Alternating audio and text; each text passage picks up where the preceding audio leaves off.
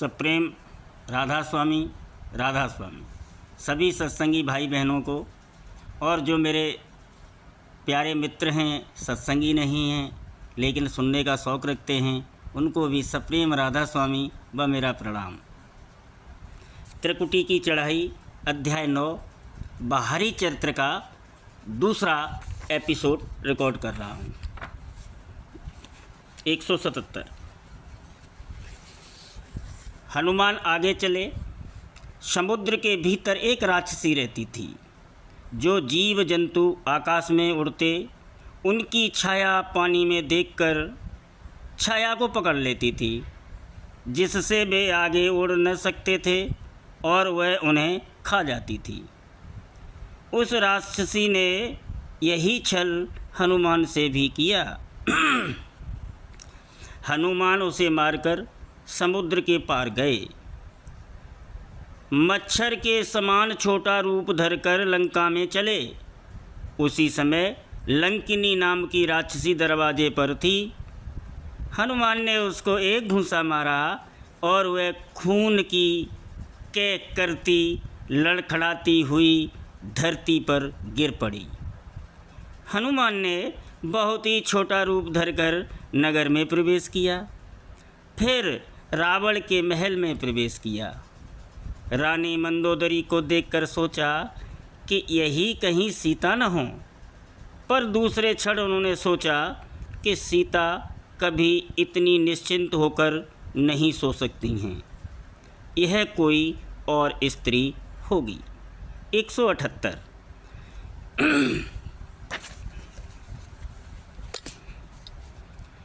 फिर एक सुंदर घर दिखाई पड़ा, जिसमें एक मंदिर जुदा बना हुआ था। वे मन में सोचने लगे कि लंका तो राक्षसों का निवास स्थान है, भला यहाँ सज्जन का निवास कहाँ। इतने में विभीषण जागे। उन्होंने जब राम स्मरण किया तब हनुमान बड़े प्रसन्न हुए। जिस तरह सीता वहाँ रहती थीं, वह सब कथा विभीषण ने कही। 179। फिर हनुमान वही पहले का सा छोटा सा रूप करके अशोक वाटिका में गए और सीता को देखकर मन ही मन प्रणाम किया। वृक्षों के पत्तों में छिपकर इतने में ही वहाँ रावण आया। उसने सीता को बहुत तरह समझाया, बहुत मीठी बातें की, पर सीता ने एक न सुनी।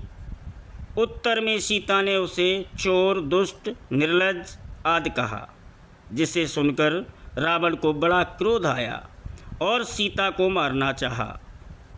तब मंदोदरी ने नीति की बातें कहकर उसको समझाया। 180। फिर रावण ने सब राक्षसियों को कहा कि तुम जाकर सीता को तरह तरह से दुख दो। उनमें एक त्रिजटा नाम की राक्षसी थी।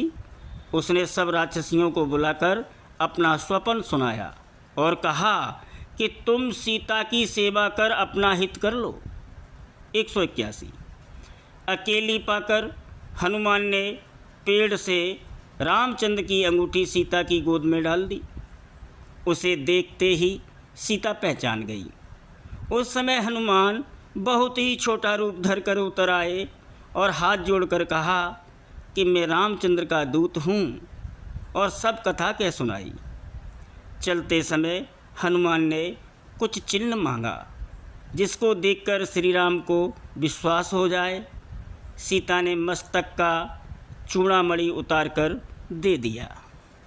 मात मोह दीजे कचुचीना, जैसे रघुनायक मोह दीना। चूड़ामणि उतार तब दयु, हर्ष समेत पवन सुत लयु। 182। हनुमान बगीचे के भीतर घुस गए, फल खाए, फिर पेड़ों को तोड़ने लगे।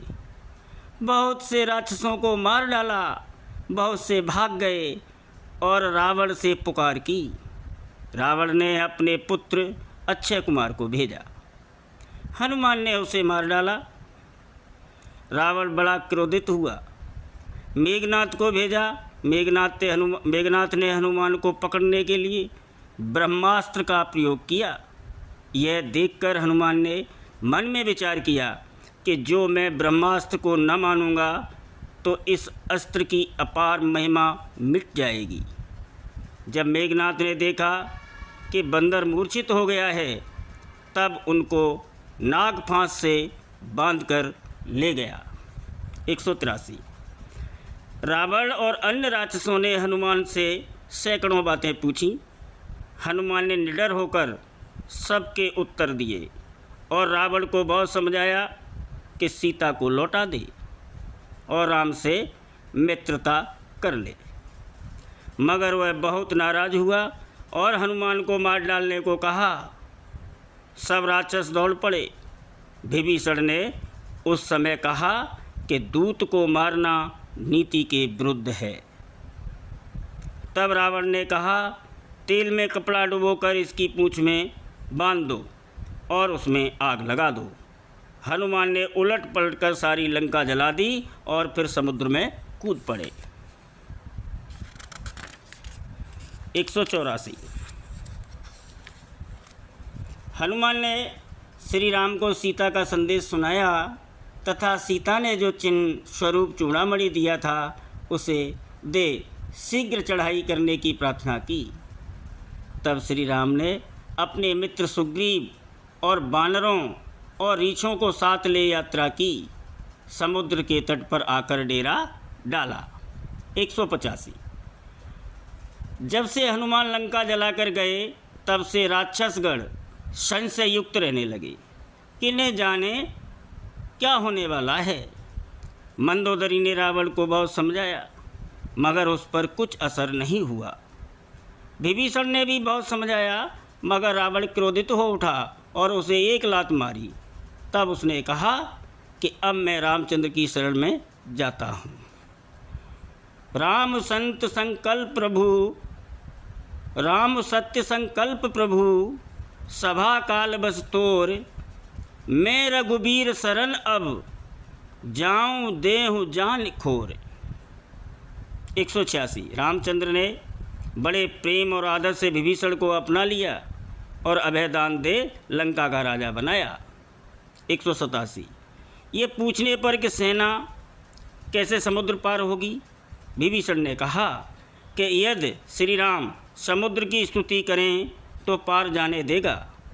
यह सुनते ही उन्होंने पहले समुद्र को मस्तक नवाकर प्रणाम किया, फिर कुश बिछाकर उसके किनारे बैठ गए।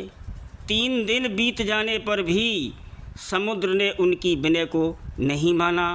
तब राम बोले, भय बिन होए न प्रीत। 188। और धनुष चढ़ाया। तब समुद्र ब्राह्मण का भेष धर सामने आया और क्षमा मांगी। समुद्र ने कहा कि नल और नील दोनों भाइयों ने लड़कपन में ऋषि का आशीर्वाद पाया था। उनके स्पर्श किए हुए भारी पहाड़ भी समुद्र में तैर जाएंगे। मैं भी अपनी शक्ति के अनुसार सहायता करूँगा। इस तरह समुद्र में पुल बंधवा दिया।